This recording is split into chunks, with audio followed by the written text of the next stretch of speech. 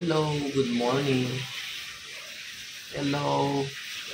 Ayan, kumakain sila ng cat food nila, si Abraham at saka si Rafaela. So, it's cleaning time and it's already in. Ayan, malinis na yung toilet nila. So, yun. This is the cat food na gustong-gusto talaga nila. Like the other one, nung una, gusto rin nila yung kaso nung nagsawa. So, they like this kind of cat food, yung parang maliliit. Ayan, for kittens yata, ayan.